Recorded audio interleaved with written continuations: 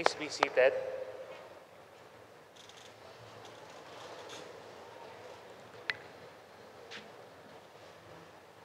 Maupay nga kulop sa iyong atanan. Vice Governor Clarence Dato, members of the Sangguniang Panlalawigan, Congressman Paul Dasa, Congressman Harry Songchuan, my dear mayors, members of the Sangguniang Bayan, provincial department heads, men and women of PGNS, national agencies, the men and women in uniform, members of the religious sectors, civil society organizations, members of the cooperatives, private sector partners. Taos-puso po akong nagpapasalamat sa muling pagbibigay ninyo ng pagkakataon na makapiling ko po kayo ngayong hapon at personal na may presenta ko po sa ating mga kababayan ang ating State of the Province Address. Sa loob po ng 6 na taon bilang inyong gobernador, kasama po ninyo akong humarap sa maraming pagsubok, pandemya, kalamidad, at mga hamon sa ekonomiya. Ngunit higit po riyan, naging saksi rin po tayo sa pagkakaisa at pagtutulungan.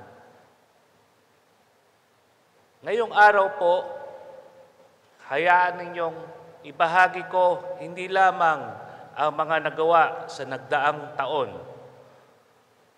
kundi pati na rin ang mahalagang yugto ng ating paglalakbay sa nakalipas na 6 na taon. Kwento ng padayon na kauswagan or sustained progress na natamo ng ating probinsya. Nalaman ko po nung huling SOPA 2024 ay 1.5 oras po ang aking naging pagsalita. Susubukan po nating iklian sa pagkakataong ito. Susubukan lang po. Ito po ay hindi simpleng ulat sa bayan. Isa po itong pasasalamat. Isang pagpupugay sa bawat Nortehanong naging katuwang sa pagbabago ng ating lalawigan. Simulan po natin sa ating mga pro-poor programs, economic and agro-industrial development initiatives. Hindi matatawaran ang halaga ng agrikultura sa ating lalawigan. Sa nakalipas na mga taon, lalo po nating pinalawak at pinatibay ang ating mga inisyatibo upang tuloy-tuloy ang pag-unlad ng kabuhayan ng ating magsasaka at mangingisda. Mahalagang bahagi ng ating long-term strategy ang pagkakapasa ng Provincial Agriculture and Fishery Modernization Plan 2024 to 2030 or PAFM Plan 30. Isang blueprint ng 1.2 bilyong halaga ng magsisilbing gabay at inspirasyon ng lahat ng ating mga inisyatibo. Sa pamamagitan nito, isinusulong natin ang makabagong infrastruktura at patas na distribusyon ng yaman tungo sa isang modernong, sustainable agrikultura at pangingisda. Bilang tugon sa pangangailangan ng bagong henerasyon, ng mga profesional sa larangan ng agrikultura, sinimulan po natin ang Agricultural Scholarship Program kung saan sa tulong ng Sangguniang Panlalawigan ay naipasa po natin ang ordinansa kung saan makakatanggap ng tulong pinansyal at mentorship ang mga kabataang nagnanais maglingkod sa larangan ng agriculture. Upang mas mapabuti ang pagpaplano sa paggamit ng lupa, katuwang ang Bureau of Soils and Water Management, isinagawa natin ang Soil Resource Assessment and Suitability Evaluation. 19 na bayan ang nasakop ng pagsusuri at nakapagtipon tayo ng 250 na sample para sa pagsusuri. Napakahalaga po ng gawain ito sa pagtukoy kung anong uri ng pananim ang angkop sa bawat lupang sakahan, isang mahalagang hakbang upang mapataas ang mga ani. Maiiwasan ang pag-aksaya sa kabila ng limitadong pondo, naisikatuparan natin ang gamit ng regular na pondo ng Kapitolyo. Kamakailan na po lamang sa pagbubukas ng Ibabaw Festival 2025, inulunsad natin ang Coconut Duck Rice Tilapia Integrated Farming System bilang karagdagang inisyatibo sa Libas Estate Multiplier Farm or LEMF sa Pambuhan. Layunin ng demonstration farm na ito na maging showcase para sa mga magsasaka, mag-aaral at agricultural stakeholders upang makita at matuntunan ang mga potensyal na mga nasabing commodities sa isang integrated farming system. Nandito po ang isang maikling video para sa Libas launching.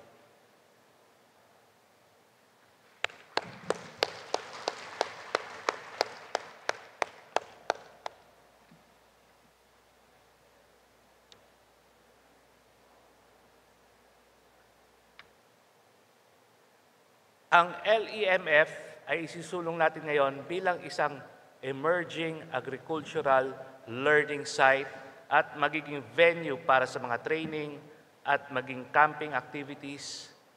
Isa na rin itong modelo ng diversification at sustainability sa agrikultura. Itatayo rin sa LEMF ang isang 3 hektaryang demonstration farm para sa hybrid coconut production sa pakipagtulungan sa Philippine Coconut Authority or PCA.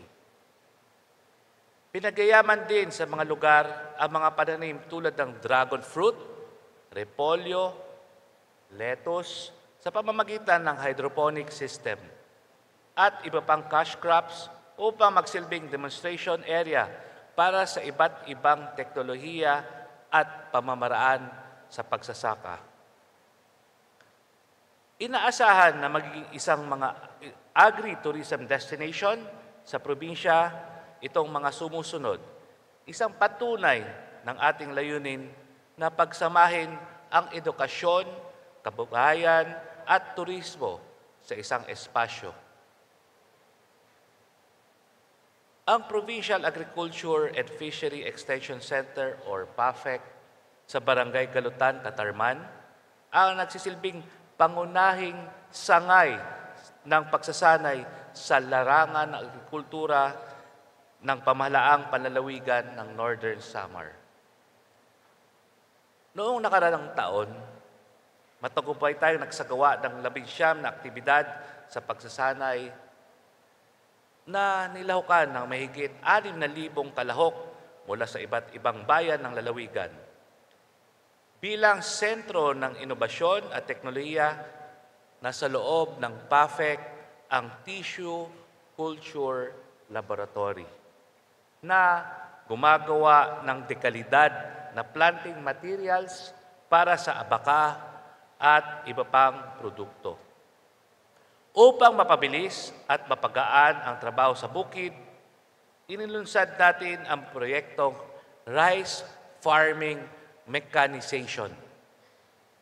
Sa kasalukuyang ay nasa procurement stage na po ang pagbili ng 2 two-wheeled farm tractors, 2 combined harvesters, at 2 walk-behind transplanters. Magagamit ito hindi lamang sa pagsasanay, kundi bilang suporta sa mga magsasaka, sa pambuhan at katarman. Kamakailan lang, ang probinsya ng Northern Samar ay napabilang na sa Rice Competitiveness Enhancement Fund or RCEF program ng Department of Agriculture na magiging daan upang maka-avail ang ating mga rice farmers ng mga karagdagang makinarya para sa kanilang pagsasaka. Nagpapatuloy din ang ating mga inisyatibo para sa programa sa abaka at bamboo production. Sa katunayan, meron po tayong inilaang pondo sa pagtatayo ng nursery para sa pagpapadami ng mga planting materials ng nasabing mga commodities. Layon ng proyekto na ipromote ang produksyon ng abaka at kawayan bilang alternatibong pagkakakitaan ng ating mga magsasaka. Patuloy din po ang ating mga inisyatibo upang mapalago ang produksyon ng mais, root crops, mga gulay, at mga fruit-bearing trees. Sa komunidad, tumutugon tayo sa kagutuman at kakulangan sa nutrisyon sa pamamagitan ng Hapag sa Barangay Project. 18 barangay na po ang nabigyan ng suporta sa pamamagitan ng mga kagamitang panggulayan upang mahikayat ang food production sa mismong bakuran nila.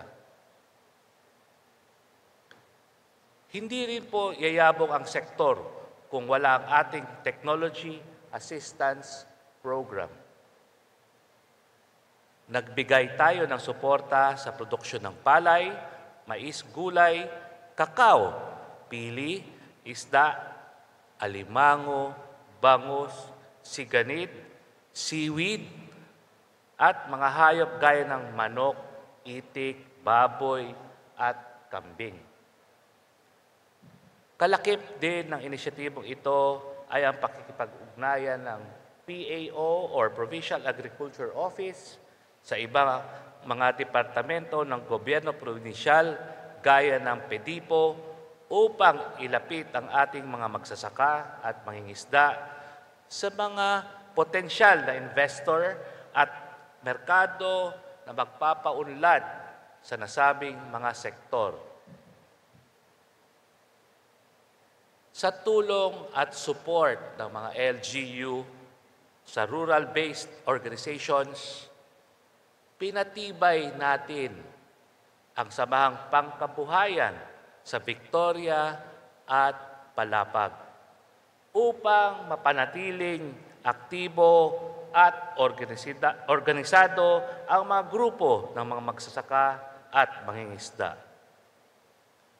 Hindi rin po nalimutan ng probinsya ang suportang mga proyektong pangisdaan sa PAO Tilapia Fish Cage Project sa Barangay San Isidro, Bubon, kung saan ang mga nahuhuli ay pinamamahagi sa Northern Samar Provincial Jail, PAO Kadiwa at sa makatuwang proyekto.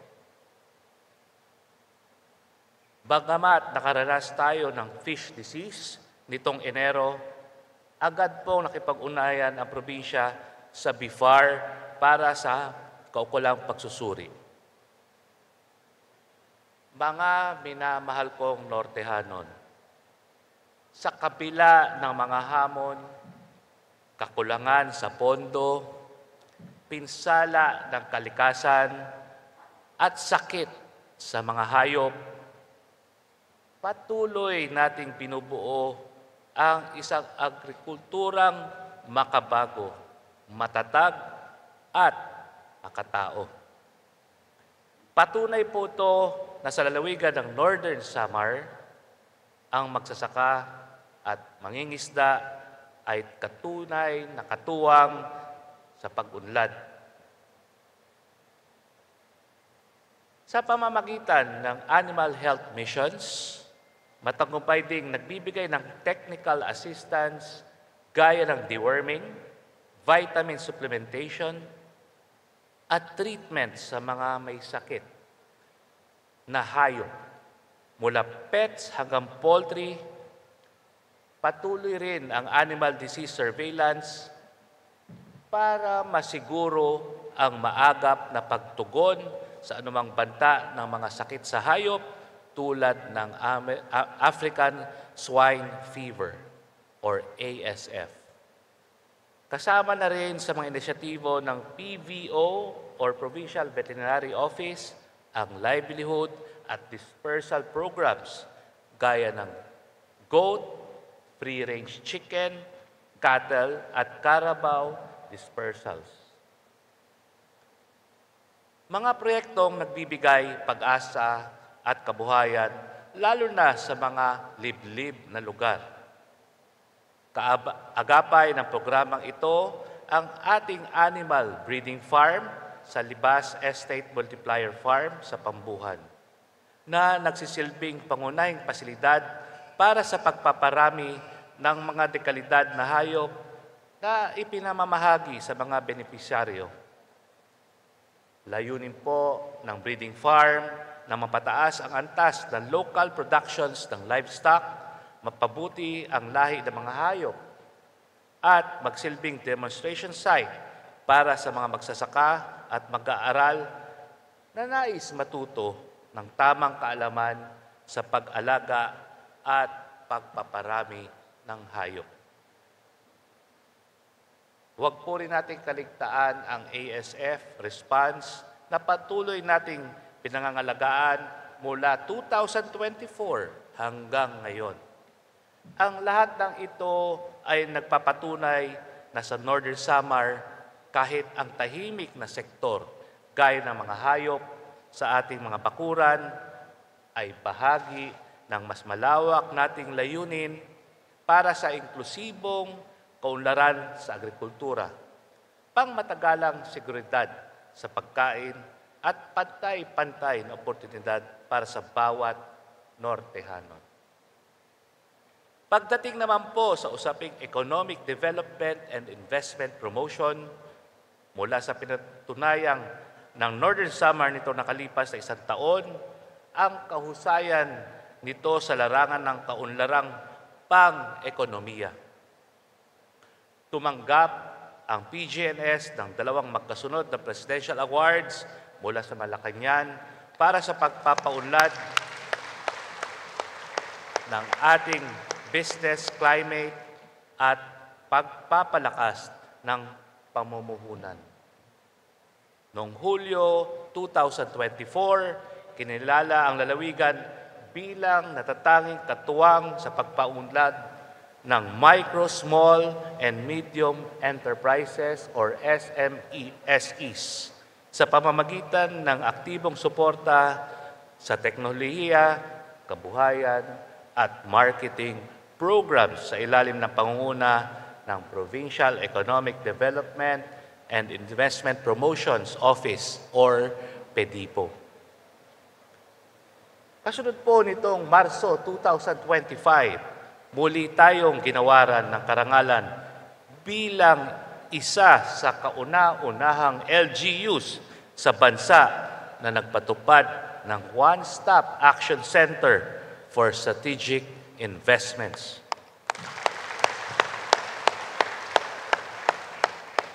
Ang kauna-unahang Green Lane para sa pamumuhunan na kinilala rin sa World Bank at Asian Development Bank bilang modelong dapat tularan ng ibang LGUs.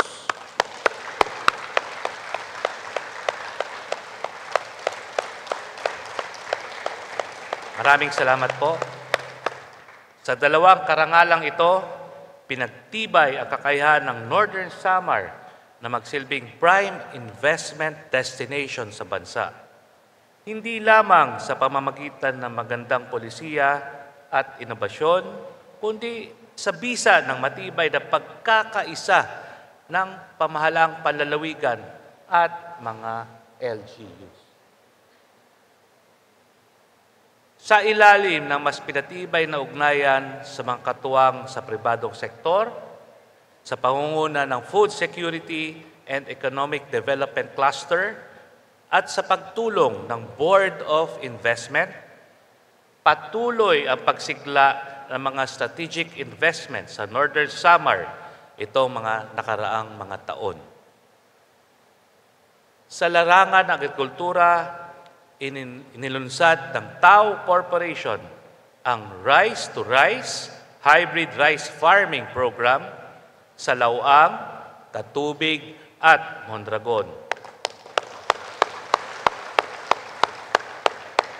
Upang itaas ang ani at kita ng mga magsasaka, kasabay po dito ang SeaTrace International ay magsisimula ng operasyon ng tuna buying station at ice plant sa Rawis, Lauang.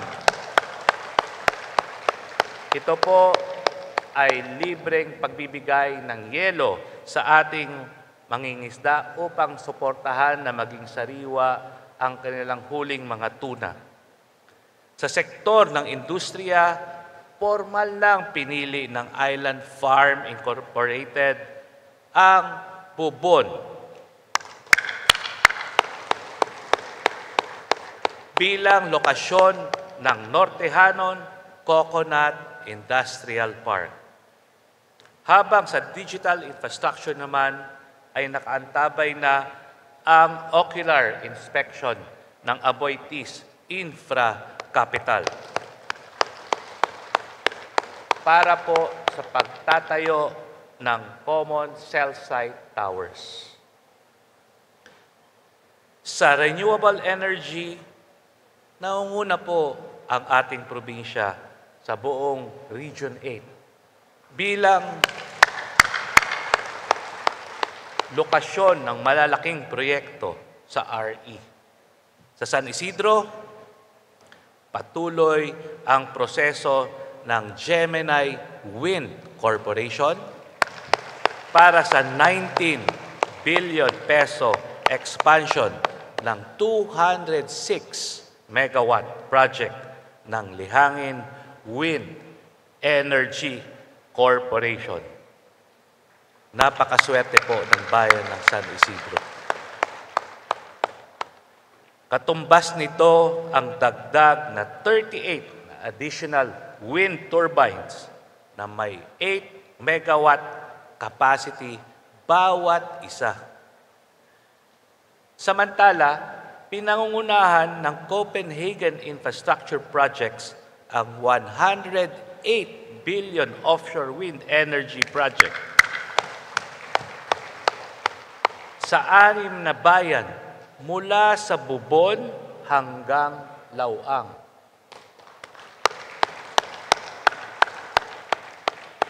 Sa bayan ng Kapol naman, itinataguyod na po ng Energies Philippines ang kauna-unahang tidal current energy. Habang nagsasagawa ng resource assessment ang Ocean Energy Pathway at Inyanga Coro Marine Energy. Aktibo rin po ang Allen at Lavesares, ang Envision and Vivan sa pagtatayo ng wind assessment towers para sa kanilang 150 to 200 megawatt na proyekto.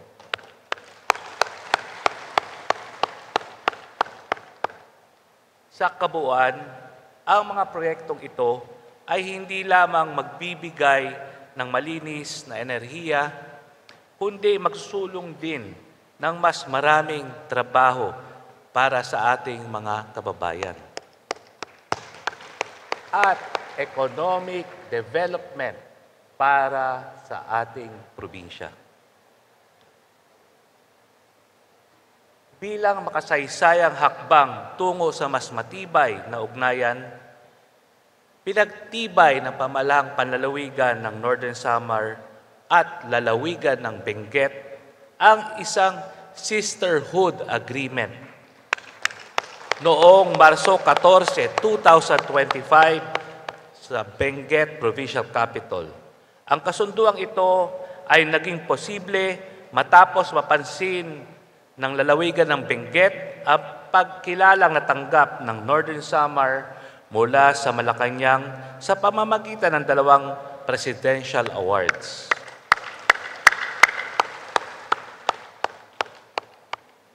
Dahil po dito, bumisita sa lalawigan ang mga opisyal ng Benguet upang matutunan ang mga best practices ng Northern Samar, na ngayon ay kanilang nais ireplika sa kanilang pamahalaan. Sa atin namang panig, nais nating maireplika ang kanilang pamamaraan sa pagtanim ng mga gulay at magagandang bulaklak. Sa darating na panahon, magpapadala sila ng mga magsasaka dito sa ating probinsya, partikular na po sa bayan ng Silvino Lobos, upang turuan naman ang ating mga magsasaka.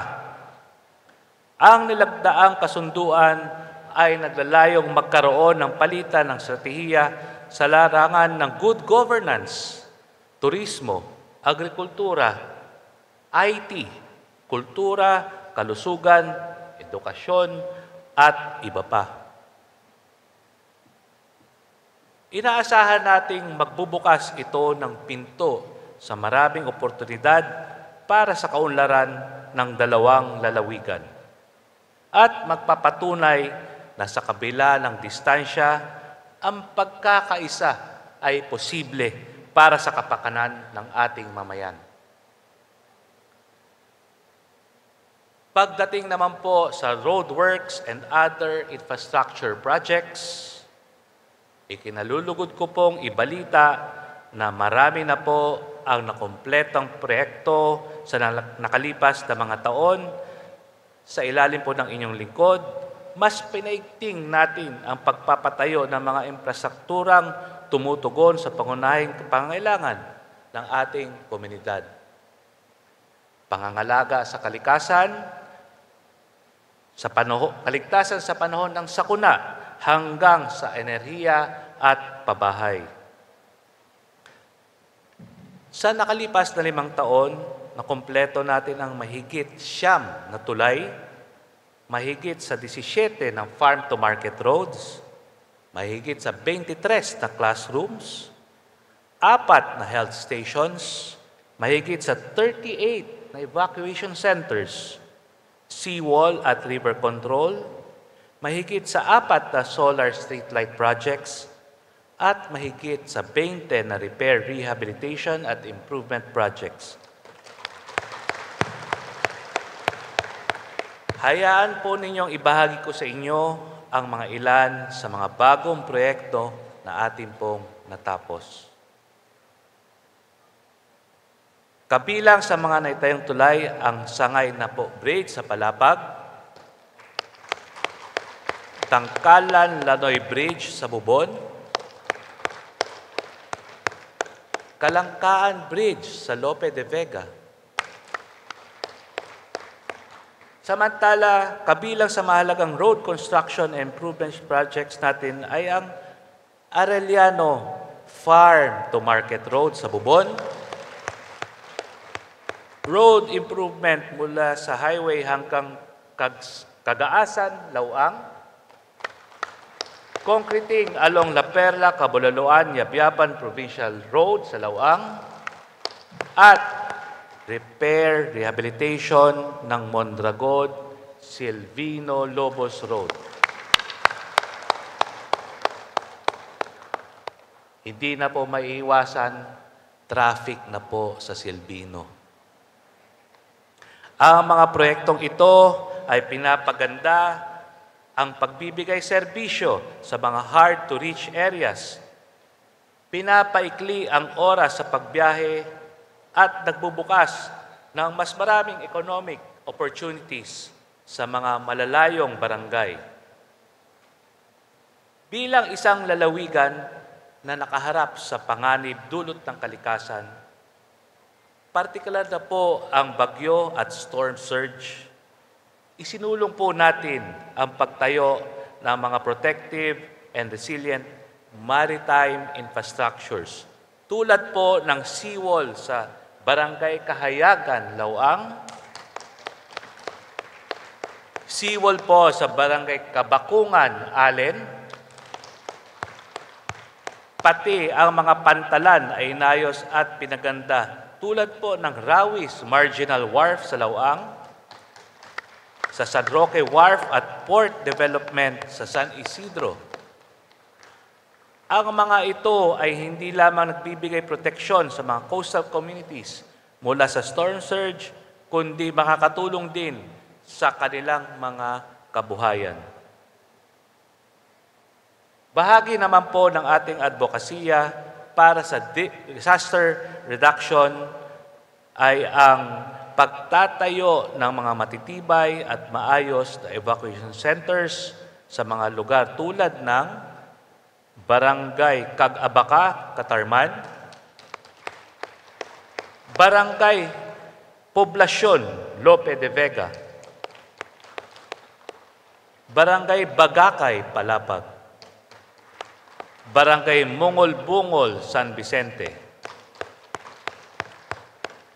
Ang mga pasilidad na ito ay nagsisilbing ligtas na kanlungan sa panahon ng sakuna. Kung titingnan po ninyo, ang ibang evacuation center na Type C ay mas malaki pa po sa mga munisipyo. At ginagamit din bilang mga lugar ng pagsasanay at pagtitipon ng nasasakupang komunidad. Upang maisulong ang public safety and energy efficiency, inilunsad din po natin ang mga proyektong tulad ng installation of solar streetlights sa kahabaan ng National Highway sa bayan ng Victoria. Para naman sa ating ginagawang housing projects para sa mga peace builders na natapos rin po natin sa site development ng Kauswagan Village Phase 1 sa Barangay Kablangan, Mondragon. Bilang bahagi ng adhikain na lumikha na makabago at maaliwalas na kapaligiran para sa epektibo at makataong paglilingkod bayan, nagkaroon tayo ng malawakang rehabilitasyon ng buong provincial capital at ng mga opisina sa loob ng gusaling panlalawigan.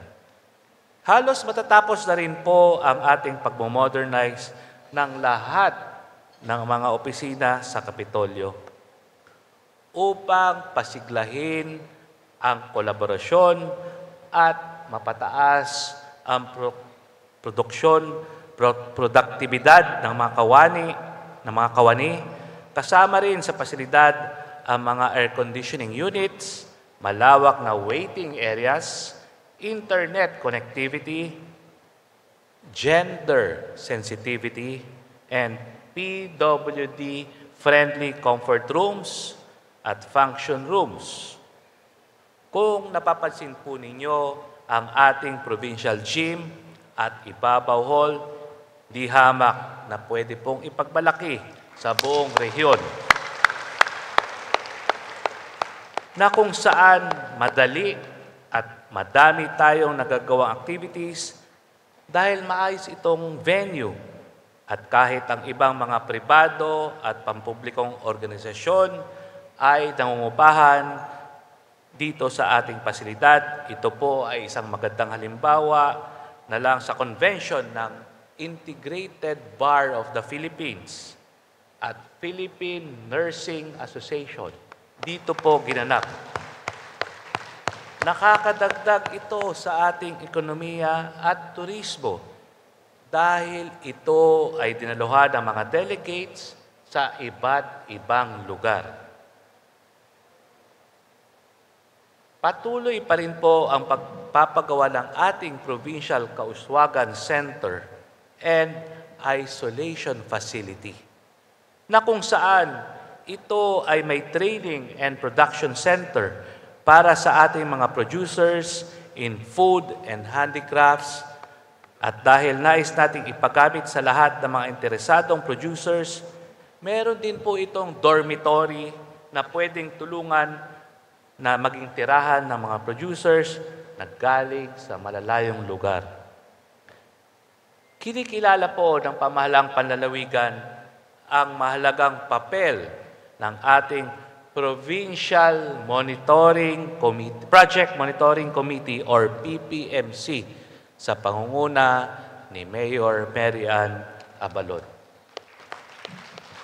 Sa matagumpay na pagpapatupad ng mga proyektong pang-infrastruktura dito po sa ating probinsya, sa pamamagitan ng kailang regular at masusing pagsubaybay sa progreso, sa kalidad, at sa pagsunod sa schedule ng mga proyekto. Tinitiyak ng PPMC na mga infrastructure projects na pinondohan ng lalawigan ay natatapos ng naayon sa itinakdang pamantayan at layunin.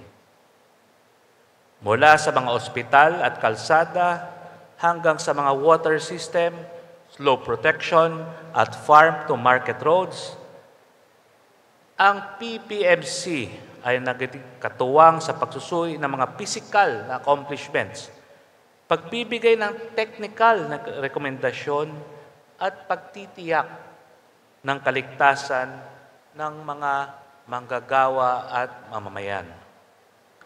Ang lahat po ng roadworks at iba pang infrastructure projects na ito ay malinaw na patunay na patuloy nating tinutupad ang pangakong resilient, inclusive, and sustainable infrastructure development sa Northern Samar.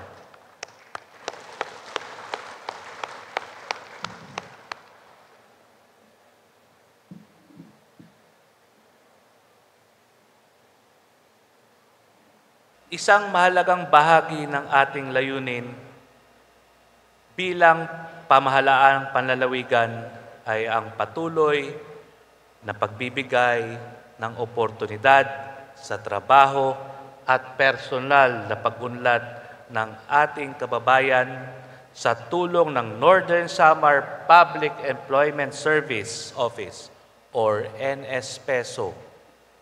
Nakamit natin ang mga makabuluhang tagumpay sa aspeto ng career coaching, job facilitation, at skills registry system. Kabilang na ang makasaysayang pagkilala sa rehiyon. Mula 2022 hanggang sa unang quarter ng 2025, umaabot na sa 25,919 na mag-aaral sa junior at senior high school at mga graduating college students mula sa iba't ibang panig ng lalawigan ang naabot ang career guidance at pre-employment orientation na isinagawa ng NSPESO sa pakikipagtulungan sa Municipal PESO, mga guidance counselors at career advocates. Ang mga serbisyong ito ay nagsisilbing gabay sa ating kabataan upang mailaan ng kanilang sarili sa tamang direksyon o karera o hanap buhay batay po sa kanilang interes, kakayahan at oportunidad sa job market. Pinangasiwaan ng NSPESO ang 11 employment facilitation activities tulad ng mga local recruitment activities, special recruitment activities, at mga job and service fairs sa buong probinsya.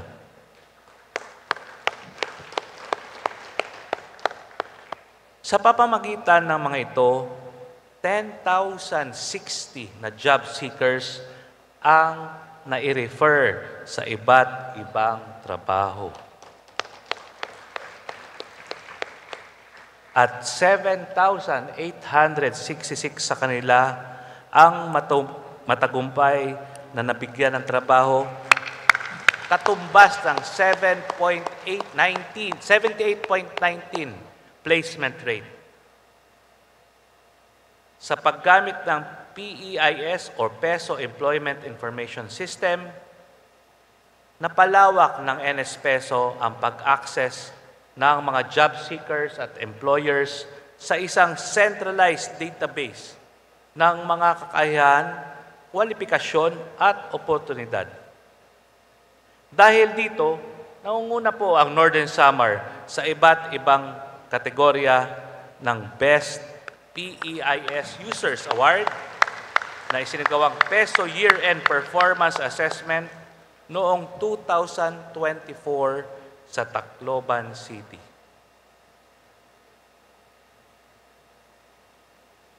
Bilang tugon sa ating hangarin na mapalapit ang serbisyong gobyerno sa ating mamayan, katuwang po natin ang PRC or Professional Regulation Commission sa pagsasagawa ng PRC Mobile Services Katarman.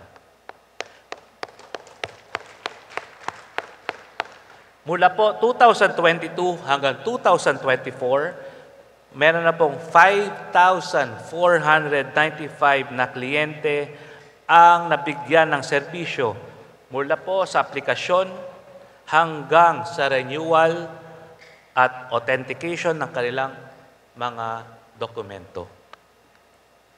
Tinulungan din po ng NS Peso ang Pag-ibig Katarman Member Service Office sa pagpapatupad ng tinatawag nilang loyalty card plus photo capturing na napakinabangan po ng 2,130 na clients. Bukod pa sa pagtanggap at pagproseso ng mga loan applications at iba pang serbisyo. Dahil sa dekalibreng performance ng NS Peso, sunod-sunod po ang pagkilalang natanggap ng ating lalawigan. Ito pong mga pagpapakilala, ito ay pagpapatunay ng dedikasyon ng NS Peso at ng ating mga local na peso managers sa pagbibigay ng mahusay at inklusibong serbisyo sa mamamayan. Patuloy pong pinapalakas ng ating pamahalaang panlalawigan ang sektor ng kooperatiba sa tulong ng PCCAO sa pamamagitan ng isang executive order na naitatag ang Provincial Cooperative Development Council na kinilala po ng Cooperative Development Authority noong Agosto 2023 bilang katuwang sa pagpapaunlad ng mga kooperatiba sa ating lalawigan. Mula po sa 8.5 million na budget noong 2021, tumaas na po sa 16.6 million ang pondo ngayong 2025 na ginamit para sa alin na proyekto nakatuon sa capacity development, sa gender and development, at youth empowerment at alliance building. Sa pangunguna po ng PCCAO, dumami na rin ang ating mga Municipal Cooperative Development Officers. Maraming salamat po sa ating mga mayors mula sa 2 noong 2022. Ngayon ay may 23 na officials na po ang mga peso managers. 4 na permanent at 19 designated. Noong 2024, kinilala ng CDA ang PCCAO at siyam na MCDOs bilang accredited training providers. Nagsagawa rin po sila ng mandatory training para sa mga micro-cooperatives na naging susi sa halos 100% compliance rate ng mga aktibong kooperatiba dito po sa ating probinsya. Bilang pagpakilala sa husay ng mga kooperatiba, formal na pong naitatag ang Co-op Nortehanon Awards na ngayon ay nasa ika-3 taon na po. Nagbibigay po ito ng tropeyo at cash incentives sa mga natatanging kooperatiba sa 4 na kategorya. Sa aspeto po ng pondo, nabuo na po ang Northern Samar Credit Surety Fund Cooperative na may kontribusyon na 3 million mula sa PGNS, 2.5 million mula sa kooperatiba, at 3 million mula sa Land Bank Grant.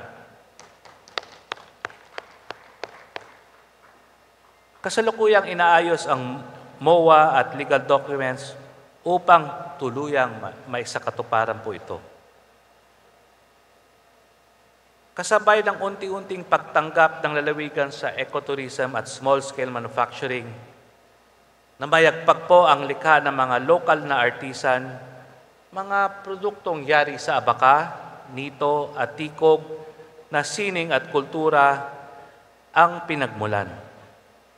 Ngunit may modernong anyo. Sa taong 2023, nakapagtala po ang MSMEs ng 43.1% na kontribusyon sa GDP or Gross Domestic Product ng ating probinsya. Ito lang po ay nagpapakita ng kahalagaan ng sektor ng agriculture, fisheries, forestry at industry sa pagbibigay ng hanapbuhay at serbisyo. Sa pamamagitan po ng PEDIPO, aktibong pinagsusulong ang partisipasyon ng mga local na MSMEs sa mga prestiyosong trade fair tulad ng Bahandi Eastern Visayas, Gawang 8, National Food Fair at DTI Bagsakan. Ang mga platapormang po ito ay nagsisilbing tulay para sa mga local producers upang mapalawak ang kanilang merkado. Makilala ang kanilang mga produkto, lalo pa kung patatagin ang economic foundations ng ating probinsya. Bilang pagkakilala sa pagkaing Ibabawnon at gawa mula sa mga Northern Samar, inilunsad ng PGNS sa pamamagitan ng PEDIPO ang Ibabaw Heritage Cuisine. Dito po sa Bahandi Eastern Visayas Trade Fair, umabot po sa mahigit na 9 million ang kabuoang benta, lumagpas sa itinakdang 8.5 million o 106% sa target. Layunin ng tatak na ito na pag-isahin sa ilalim ng national campaign ang mga produktong pagkain ng Northern Samar upang higit na imetaguyod ang kultura at pagkakakilanlan ng lalawigan sa larangan ng culinary heritage.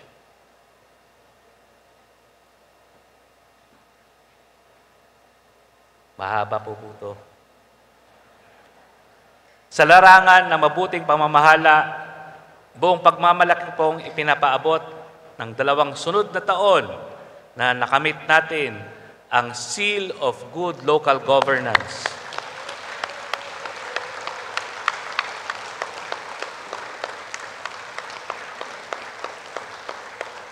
Pumapalakpak po sila para po tumaas ang kanilang sweldo.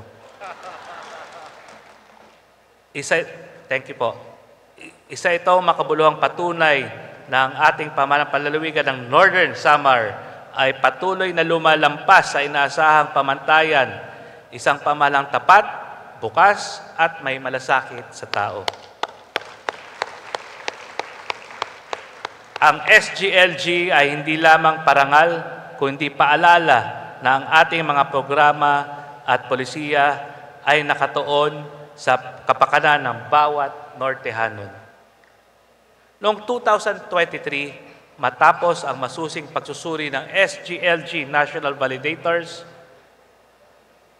pinawisan po kami Matagumpay nating naipasa ang lahat ng 10 indicators.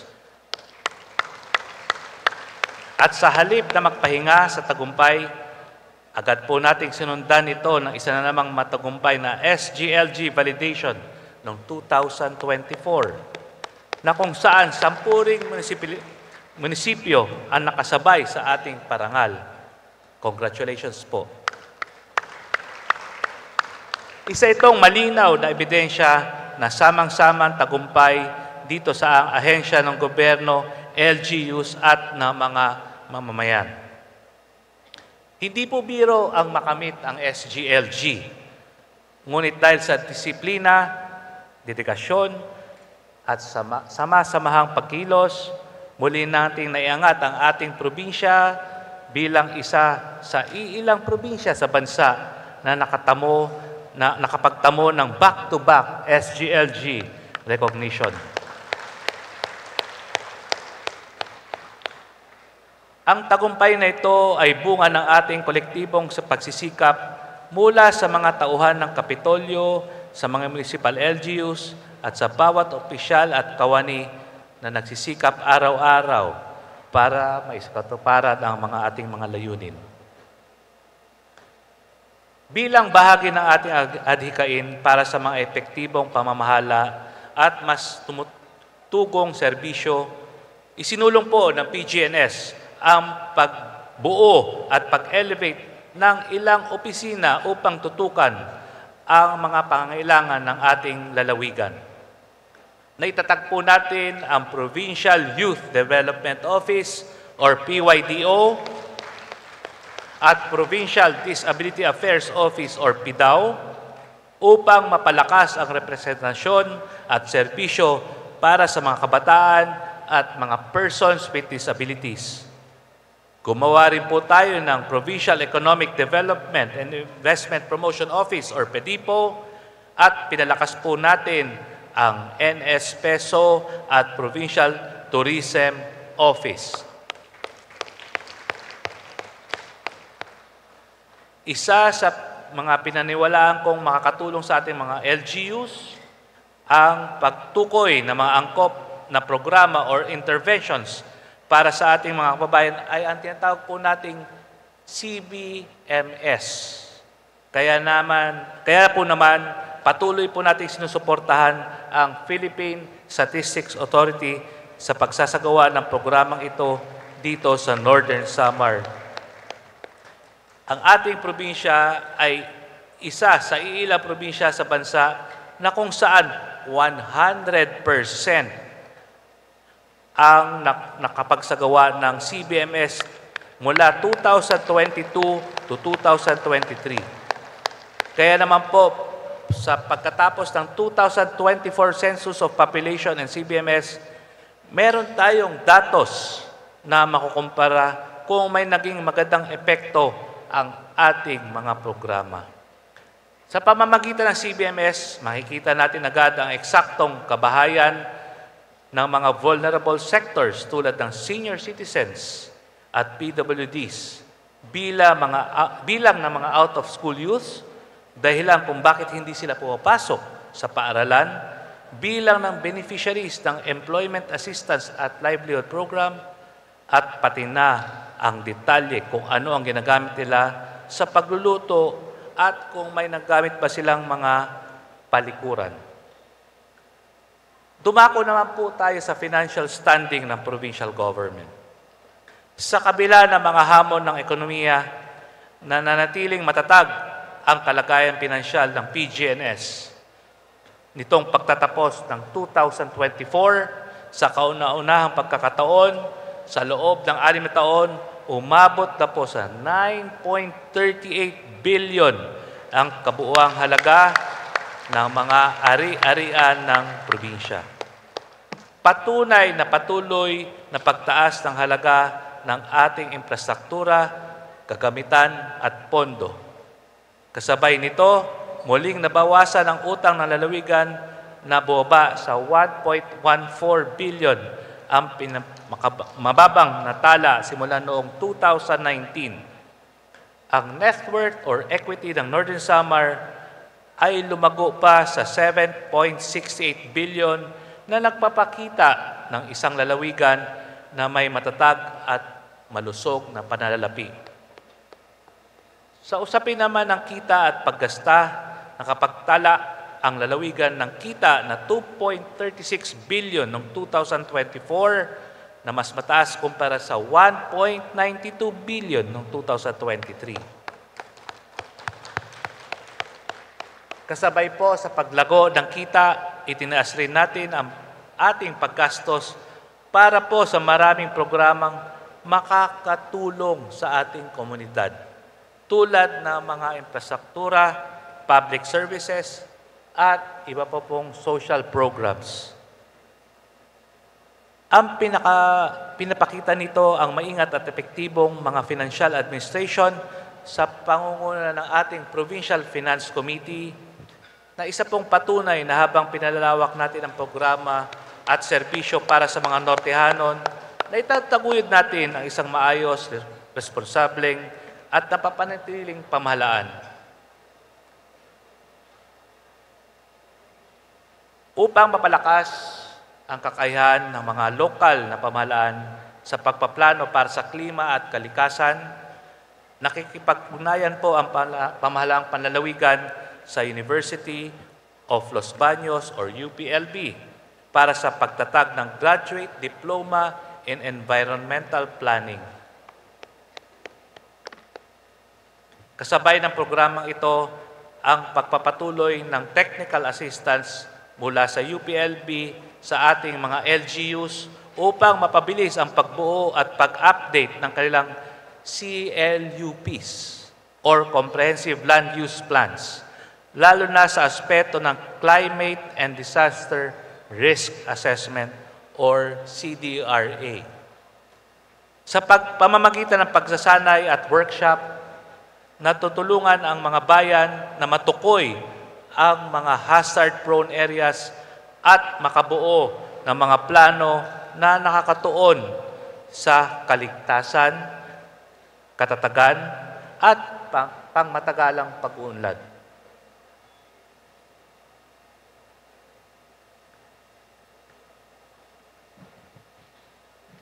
Pagdating naman po sa usaping pangkapayapaan, simula nang itatag noong 2019 ang tinatawag nating Balay Darangpan. Ito po ay nagsisilbing mahalagang bahagi ng peace and integration efforts ng lalawigan para sa mga dating rebelde. Sa pamamagitan ng komprehensibong programa para sa moral at espiritual na pagbabagong buhay, hindi po kayo maniniwala, mas madasalin po ang mga PDL. Natulungan nito ang 192 na dating kasapi ng NPA at Unit Militia na makabalik sa ating lipunan. Ang programang tumatagal ng 3 hanggang 4 na buwan ay pinangungunahan ng interdisciplinary team mula sa iba't ibang sektor. Kabila ang social work, medisina, agrikultura, legal na tulong, at spiritual na gabay, na sama-samang nagbibigay ng psychosocial support, skills training, at community immersions para sa isang matagumpay na immersion. Nananatiling tanging ganap na gumaganang halfway house para sa dating rebelde sa buong rehiyon ang ating Balay Darangpan. Natapos ngayong taon ang pagpapalawak ng pasilidad na nagkakahalaga po ng 12.6 million na nakapagpapataas ng kapasidad mula sa 30 patungong 80 katao. Patuloy na isinusulong ng PGNS ang Local Social Integration Program or LSIP bilang mahalagang bahagi ng kapayapaan at pagbabalik loob ng dating rebelde sa lipunan. Mula sa unang implementasyon hanggang sa ika-8 batch, umabot na po ng 193 na dating rebelde ang nabigyan ng tulong pinansyal na nagkakahalaga ng 1.93 million para sa kanilang immediate assistance. 5.79 million para sa kanilang livelihood assistance at 1.22 para sa firearms remuneration. Bukod dito, 20 people's organization ang kasulukuyang pinaproseso upang mabigyan ng livelihood assistance na nagkakalaga ng 50,000 pesos bawat isa. Kaugnay nito, 28 dating rebelde ang matagumpay na kumuha ng National Certification or NC2 sa ilalim ng pakikipagtulungan sa TESDA at BICAT na nagpapalawak ng kanilang oportunidad sa trabaho at kabuhayan. Bilang bahagi na rin po ito ng amnesty efforts. 174 aplikasyon ang isinumite sa ilalim ng 803rd Infantry Brigade. Kabilang ang 26 na dating rebelde na may kasong hinaharap at 148 na walang naitalang kaso. Upang maisulong ang pangmatagalang kapayapaan at tunay na integrasyon ng mga dating rebelde, inilunsad po natin ang Kauswagan Village, ang kauna-unahang Peace and Prosperity Village sa buong Samar Region. Tinatagpo ito sa Barangay Kablangan, Mondragon, sa lupang may kabuang 178,591 square meters na buong buo at bukal sa loob na pinagkaloob ng PhilFIDA. Ang proyektong ito ay sinulong sa pakipagtulungan dito po sa PTF LCAC at Provincial Task Force Balikloob.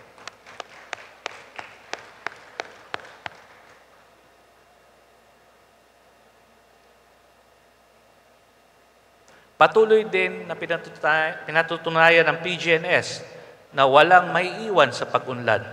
Kabilang na ang ating mga kapatid na persons deprived of liberty or PDLs. Mismo sa Northern Samar Provincial Jail at sa Allen at sa Laoang Sub-Provincial Jail, isinusulong ang makabuluhang programa ng rehabilitasyon.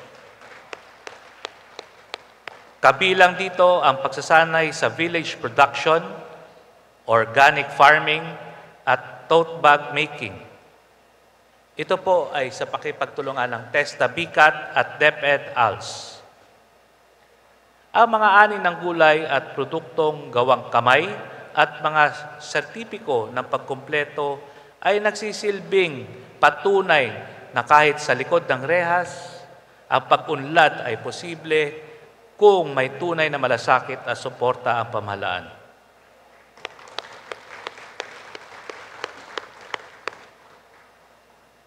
Sa patuloy na pagsuporta sa edukasyon at kabataang Nortehanon, inilunsad ng PGNS ang iba't ibang inisyatibo katuwang ang DepEd Northern Samar.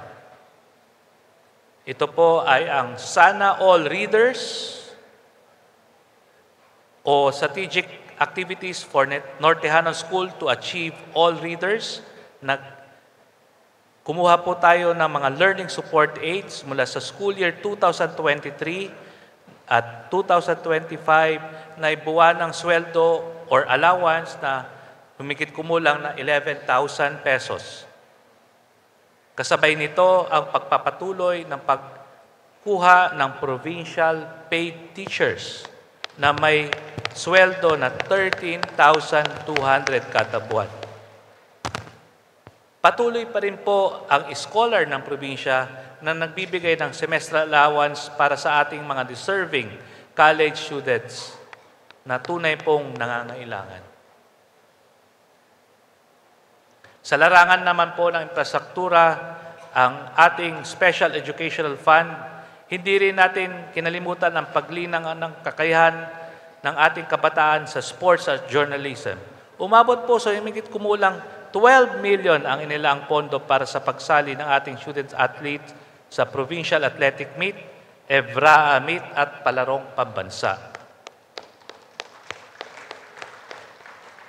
Sa patuloy na pagpunyagi ng PGNS sa larangan ng youth development, pinarangalan po ang ating Provincial Youth Development Office ng Northern Samar bilang Outstanding Youth Development Office sa National Youth Awards noong 2024. Nagpapasalamat tayo sa PYDO sa kanilang pangunguna sa Kabataan Caravan na naging pangunahing plataforma ng pamahalang panlalawigan upang ihatid ang serbisyo, kaalaman at inspirasyon sa mga kabataan.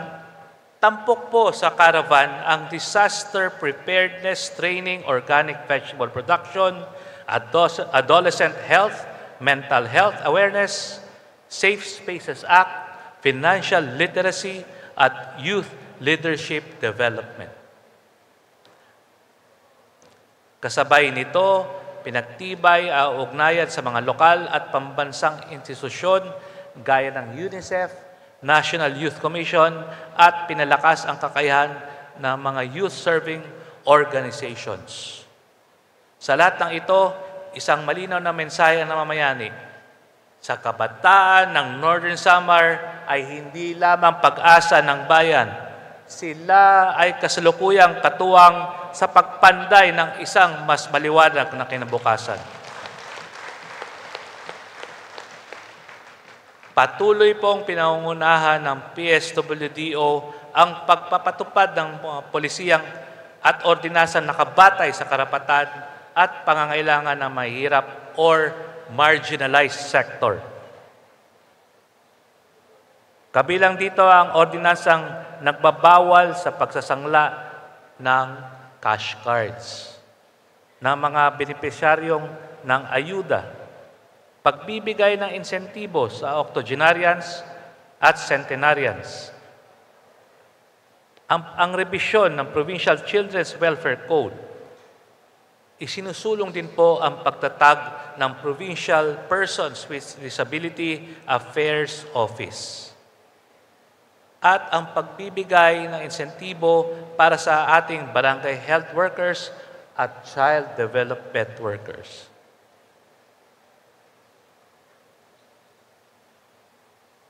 Pinalakas din ng ating programa para sa kabataan at mga bata, kabilang ang pagbuo ng Provincial Children's Council, pagbuhay sa PIAP Federation para sa mga out-of-school youth at pagsasagawa ng youth camps. Para po sa senior citizens at PWDs, mahigit na 215 ang nabigyan ng assistive devices, 150 ang sumailalim sa livelihood trainings, at 100 po na bedridden elderly ang nabigyan ng care packages.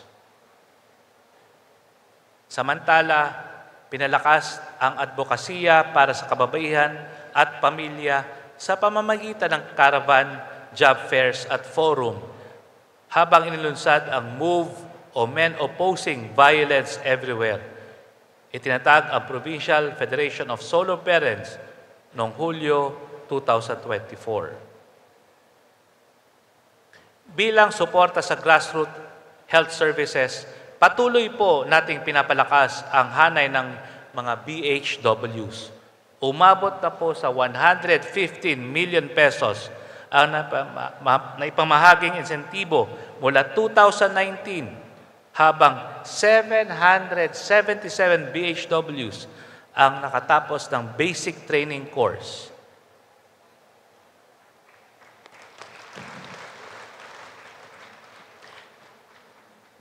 Dahil dito, dinagdagan po namin ng pondo ang PSWDO magmula 2 million noong 2019 ay umabot na sa 120 million pesos nitong 2022. Kasabay nito, pinalawak ang workforce mula po sa 20 patungo sa mahigit 80, kabilang ang 20 na lisensyadong social workers. Ang lahat ng ito ay patunay na mas pinatibay ang kakayahan ng lalawigan sa pagbibigay ng dekalidad, makatao, at mabilis na serbisyong panlipunan para sa bawat Nortehano.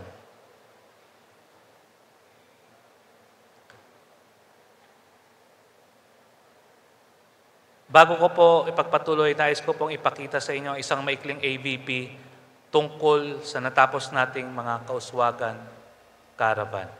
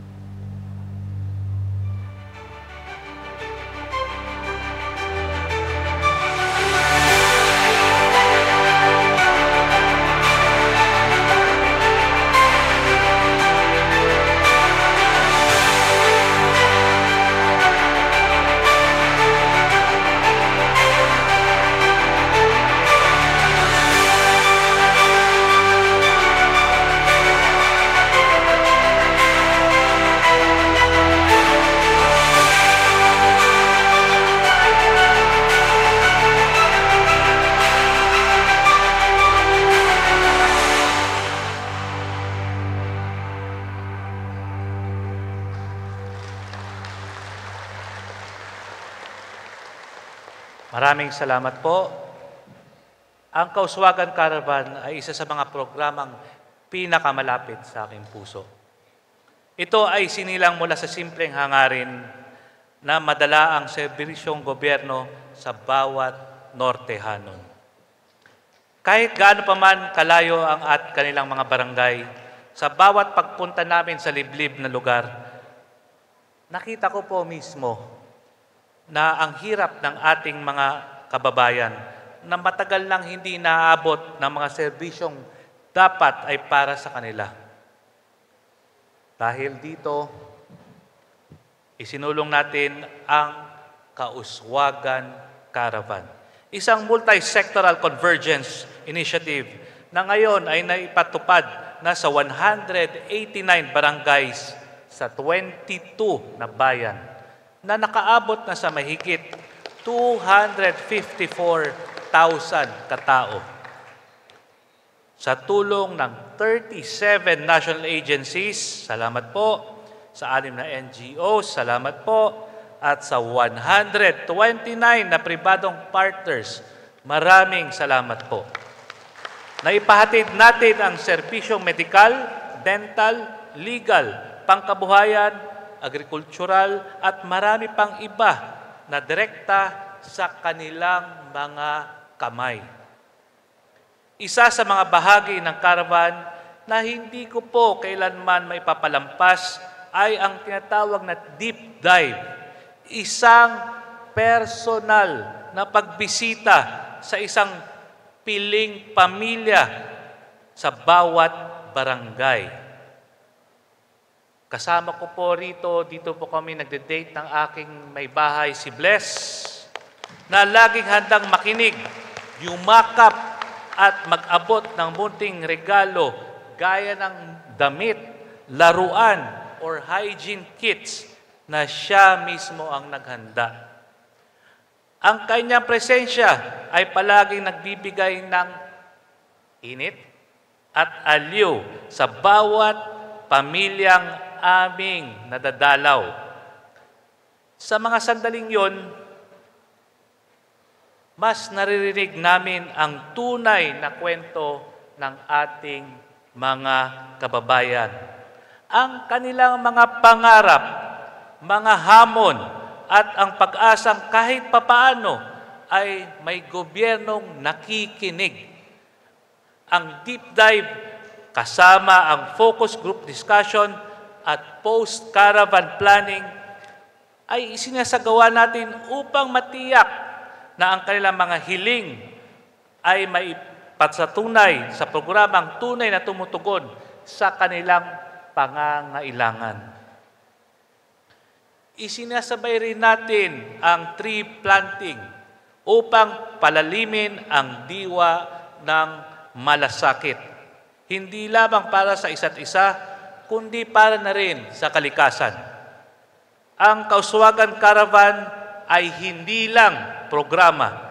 Ito ay paninindigan na ang serbisyo ay hindi dapat hinihintay, kundi hinahatid. At ang gobyerno ay dapat hindi lang naririnig, kundi naramdaman mismo ng tao. Tumako naman po tayo sa usapan ng health and nutrition.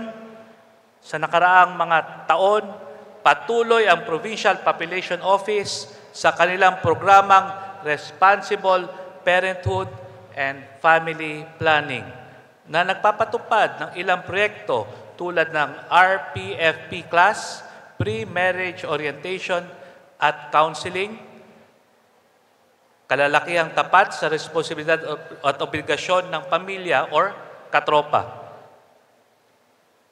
Ayon sa data ng PPO, nagkaroon ng 632% na increase sa kliyenteng nakakuha ng nararapat na family planning services. Sa gitna ng pagpatuloy sa pagtaas ng kaso ng teenage pregnancy sa bansa, lalong naging mahalaga ang matibay na pagtutulungan ng Provincial Health Office at PAPCOM upang mapalakas ang mga interbensyong naglalayong tugunan ang programang ito, lalo na sa mga malalayong lugar na madalas ay kulang ang akses sa impormasyon at serbisyong pangkalusugan.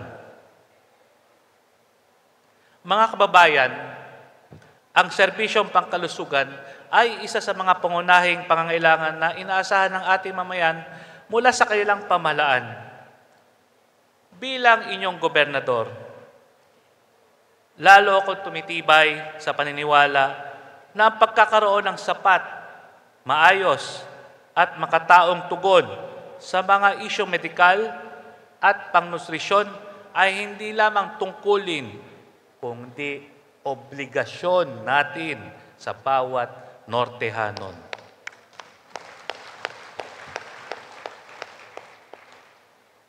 Sa pagitan ng 2021 at 2024, nanatiling mababa ang ating maternal at infant mortality rates, patuloy na epektibong pangangalaga mula sa ating mga skilled birth attendants. Umabot rin sa 90% ng mga mag-ina ang nanganak sa mga RHU, ospital at accredited birthing facilities.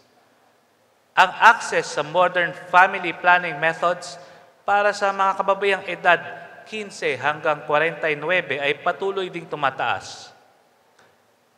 Sa larangan ng nutrisyon, pasok pa rin po tayo sa target ng mababang bilang ng mga malnourished na batang may edad 0 to 59 na buwan. Bumaba rin po ang kaso ng mga nutritionally at risk na buntis habang patuloy ang pagtaas ng mga inang sumusunod sa exclusive breastfeeding program. Dahil dito, kaisa ako ng incoming 1st District Congressman Nico Raul at incoming Governor Harris Ongchuan sa pagpatuloy na pagsusumikap na mailapit ang primary health care ng mga geographically isolated disadvantaged areas or GIDA. Isa sa mga layunin ko bilang mambabatas ay ang maglabi ng dagdag na pondo para sa mga bagong barangay health stations at modernong pasilidad sa pangkalusugan sa ating mga kanayunan. Ngayong taon, nakumpleto na rin natin ang lahat ng requisitos para sa Level 2 Hospital licensing ng Northern Samar Provincial Hospital. Naipasa na rin natin ang aplikasyon sa DOH. Natapos na rin ang dietary, laboratory at ORDR complex ng Gibitan Memorial Hospital. Bilang bahagi ng aplikasyon nito mula pagiging patungong Level 1 Hospital. May aplikasyon na rin po para sa pagtatayo ng bagong Hemodialysis Center sa Allen District Hospital. Dagdag po ito sa dialysis center ng NSPH na tumatanggap ng higit kumulang 90 na pasyente kada araw.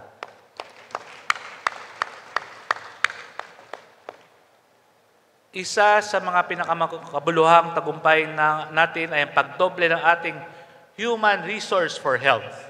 Mula sa 550 empleyado noong 2022, meron na po tayong 1,143 health workers.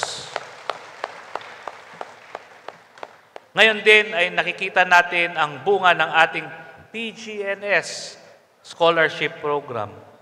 Mula po sa 8 scholar noong 2021, meron na po tayong 22 sa kasalukuyan.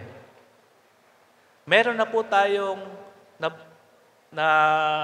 produce na 5 ganap na medical doctor. Ang pinaka-latest ay si Dr. Danray Paul Manaog ng Kapol. Ngayon naman pong 2025, opisyal na rin po nating inilunsad ang ating PGNS Nursing Scholarship Program. Ito po sa inisyatibo ni outgoing Board Member Gilbert Layon. Maraming salamat po, BM Jing. Noong Pebrero, 31 nursing students ang pumirma ng kontrata at nakatanggap ng hindi bababa sa 75,000 kada taon na allowance, kasama ang bayad sa tuition, RLE, at iba pang gastusin sa eskwela. Ngayong 2025, umaabot po ng mahigit 969 million ang kabuuang pondo para sa health services, katumbas ng 33% ng total budget ng Kapitolyo.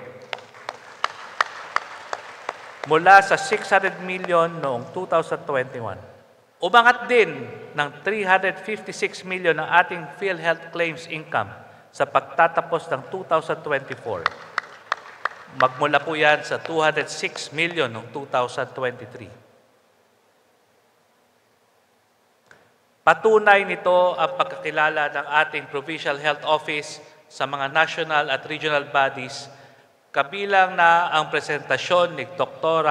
Aurora Dubuco Vicencio sa PHO Association of the Philippines Annual Convention at ang benchmarking visit mula sa lalawigan ng Sarangani. Pero higit pa sa mga award, ang tunay na sukatan ng tagumpay ay ang mga feedback sa ating mga kababayan. Hanggat may naririnig tayong reklamo, patuloy magsisikap na puhusayin ang ating serbisyo.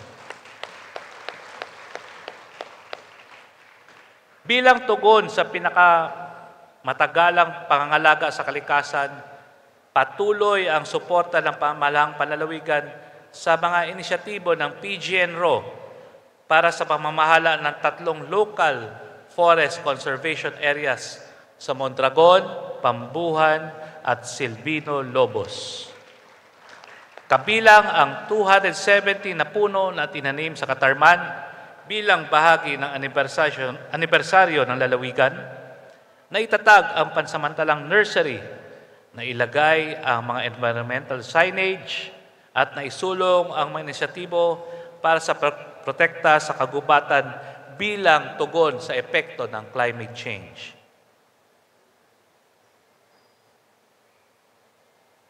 Sa taong 2024, mas pinagtibay ng pamahalang panlalawigan ang mga inisyatibo para sa promosyon at pag-unlad ng turismo sa Northern Samar sa pangunguna po ng Provincial Tourism Office. Ipinagpapatuloy din ang pagbibigay ng technical assistance sa mga tourism establishments para sa kanilang DOT accreditation. Gayon din ang pagsasagawa ng mga trainings tulad ng Culinaria Food Preparation sa Pacific Towns at Filipino Brand of Service of Excellence training dito po sa La Laguna Mango Eco Park. Nagtagumpay rin ang lalawigan sa pag-host ng International Cruise Shore Excursion sa Kapol, Biri at La Laguna Mangrove Eco Park. Naitatag na rin ang Northern Samar Hospitality and Tourism Association bilang bahagi ng pagpapalakas ng kooperasyon ng gobyerno at ng pribadong sektor. Ngayong 2025, muling naging makulay at makabuluhan ang puno ng diwa ang pagkakaisa ng mga nitong buwan ng Mayo hanggang Hunyo sa pagdidiriwang ng ika-60 anibersaryo sa pagtatag ng lalawigan ng Northern Samar at ang ikatlong Ibabaw Festival.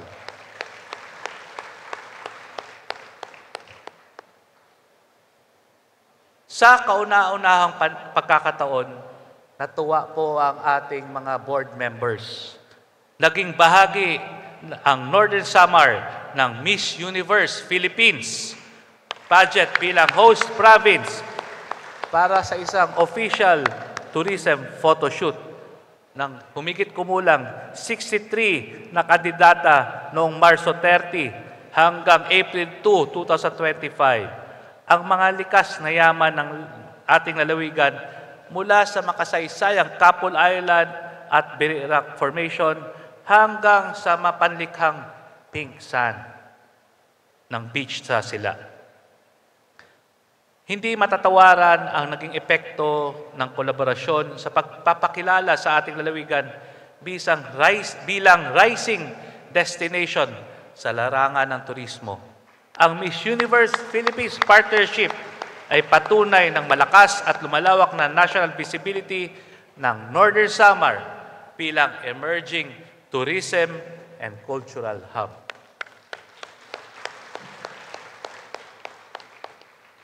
Kabilang sa mga makasaysayang highlight ngayong taon ay ang paglulunsad ng Northern Samar bilang aspiring UNESCO Global Geopark at ang formal na pagdeklara sa Biri Rocks bilang isang pambansang geological monument. Sa tulong ng ating mga kaibigan mula sa University of the Philippines at National Institute of Geological Sciences, ito ay hindi lamang pagkilala sa geological beauty at significance ng ating lalawigan, kundi pagpabigay-pugay sa ating mga mayayamang kasaysayan, kultura bilang mga Nortehanon. Nais ko po rin pasalamatan ang mga naging panauhin natin, kagaya po ng University of the Philippines Department of History, University of the Philippines Department of Archaeology, ang Philippine Ambassador for World Food Travel Association, at ang Philippine Astronomical Society na nagsagawa ng mga astrophotography sessions sa Palapag, Biri at dito rin po sa Capitol. Sabi pa nga nila, we have some of the most beautiful islands and darkest skies in the Philippines na perfect po sa astrophotography. Ngayong taon, sa kaunang pagkakataon, ginanap sa ating lalawigan ang national level Ibabaw Sunrise Triathlon na nilahukan ng himigit kumulang sa 60 na pinakamahusay na national athletes sa bansa, kabilang ang ilang multi-awarded na triathletes. Mula sa 1.5 km swim sa Sitio Alisiao, Barangay Makiwalo, Mondragon, 40 km bike course sa National Highway ng Mondragon at Catarman, at 10 km run na nagtatapos sa ating provincial capital, pinakita ng Northern Samar ang kahandaan na maging host ng mga dekalibreng paligsahan at ang potensyal na lalawigan bilang sports tourism destination sa buong bansa. Lubos ko po nating pinaparangalan na napili ang Northern Samar bilang race venue ng pumasa sa mahigit na pamantayan ng Ironman sporting events. Mula sa kaligtasan ng mga atleta, kalidad ng tubig sa dagat para sa swim course, kondisyon ng kalsada para sa bike race, hanggang sa kapasidad at akomodasyon at transportasyon. Isa po sa pangunahing tampok ng pinagdidiriwang na Ibabaw Festival 2025 ay ang matagumpay na pagdaraos ng Ibabaw Festival Business Conference noong Biyernes, kung saan muling ipinamalas ng PGNS ang determinasyon nating itaguyod ang Northern Samar bilang isang kaakit-akit na lokasyon para sa mga namumuhunan. Pinagyaman din ang selebrasyon sa pamamagitan ng pagbigay serbisyo sa ating mga kababayan tulad ng Passport on Wheels, Job and Service Fair. Masigla nating naibahagi ang sa ating mga munisipyo sa Agritourism Trade Fair, Mutya sa Ibabaw, sa Float Parade, at sa Ibabaw Festival Dance Competition. Naging host din po ang PGNS para sa mga aktibidad tulad ng Provincial Health Summit, Philippine Nursing Association Regional Convention, at mga summit para sa kabataan, kababaihan at senior citizens. Sa loob ng 3 taon, naging matagumpay po at pakabuluhan ang pagdiriwang ng Ibabaw Festival.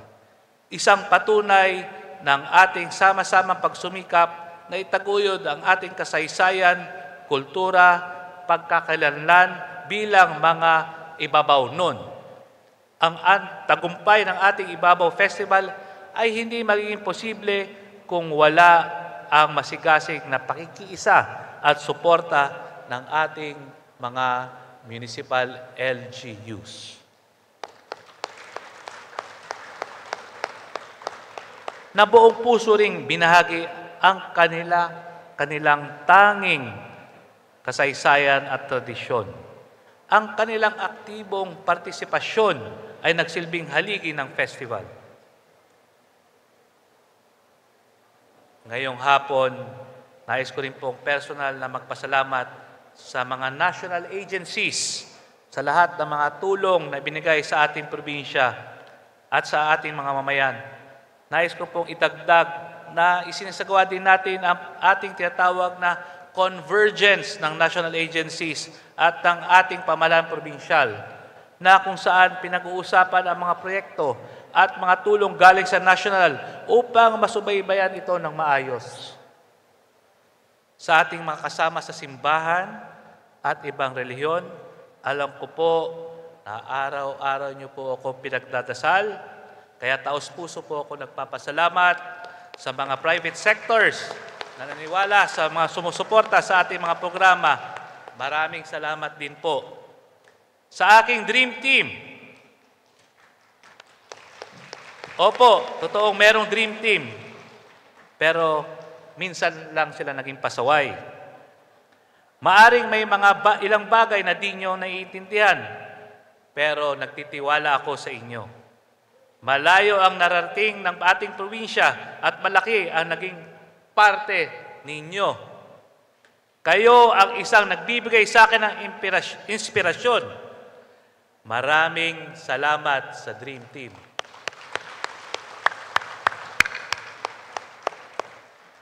Malaki din po ang aking pasasalamat sa ating mga PGSO, Provincial General Services Team, ang Green Team, Engineering Team, at sa lahat na nagpupuyat, nagugutom upang magawa at matapos ang lahat ng gawain para sa Ibabaw Festival natin.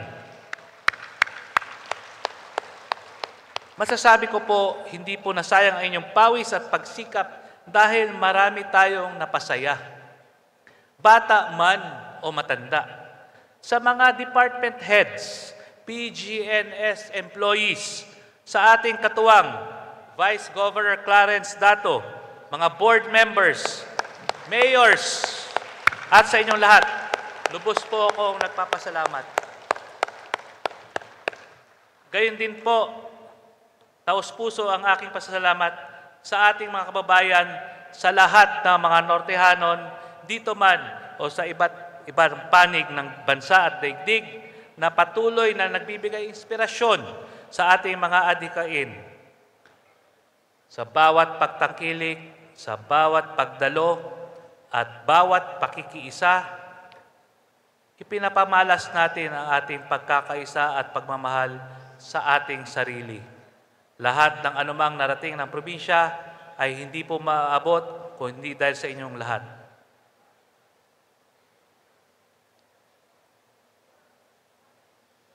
Sa darating na June 19, sabay-sabay nating ipagdiriwang ang 60th founding anniversary ng ating minamahal na Northern Samar.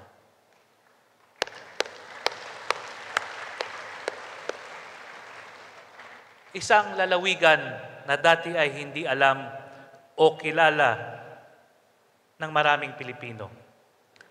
Ngayon ay regular nang napapansin ng national government. Napapansin na ng mga turista, napapansin na ng mga foreign investors. Marami tayong narating dahil na rin sa ating pagtutulungan. Isang pagpapatunay sa ating anniversary theme na Strength in Unity towards a Legacy of Resilience and Progress. Mga minamahal ko pong Nortehanon, nandito ngayon, may mga bagay po akong aaminin sa inyo ngayong hapong ito.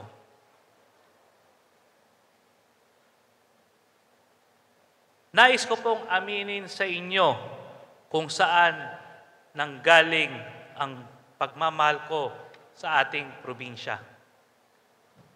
Kailan po ba ito nag-umpisa? Paano nga ba ito nag-umpisa?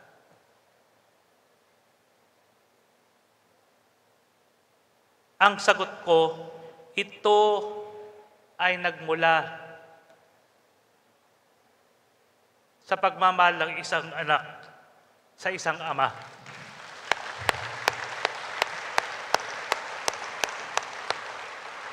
13 anyos pa lang po ako, sinasama na po ako ng aking ama at sa mga panahong yon, sumasama ako hindi dahil gusto ko o interesado ako tumulong sa probinsya. Sinasamahan ko po sa hanggang dulo dahil sa pagmamahal ko sa aking tatay. Ayaw ko po siyang maloko, gusto ko siyang protektahan, at ito ang naging katungkulan naming magkakapatid na si Alex at Mark.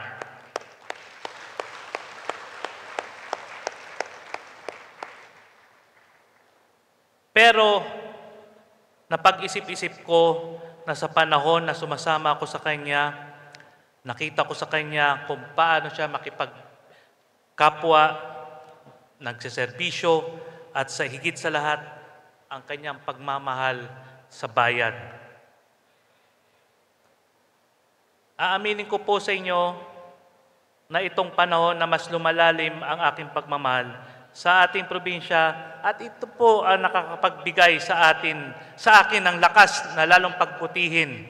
Nanginay lang po ngayon sapagkat hindi po nakita ng aking ama kung saan ang narating na ng ating probinsya ngayon at ang mga iba pa niyang pangarap para sa ating probinsya.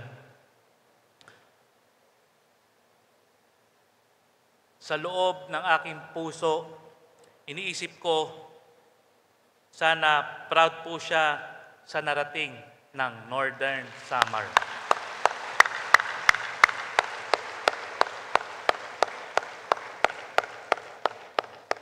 Sa pagtatapos ng aking termino at pagsisimula ng bagong yugto bilang kinatawan ng ikalawang distrito sa Kongreso, dala ko ang inyong tiwala, ang mga aming natutunan at ang mga walang kapantay ng pagmamahal ko sa ating probinsya. Ngayong Hulyo, hindi ko po kayo iiwan, bagamat ibang opisina ng aking palalagian, ang puso ko ay nananatili dito sa Northern Samar. Sa puso ng bawat isa. Gagawin ko po ang lahat upang madala sa nasyonal ang mga issue, hinanaing, hiling, pangarap at tagumpay ng mararami ng ating mga kababayang Nortehanon.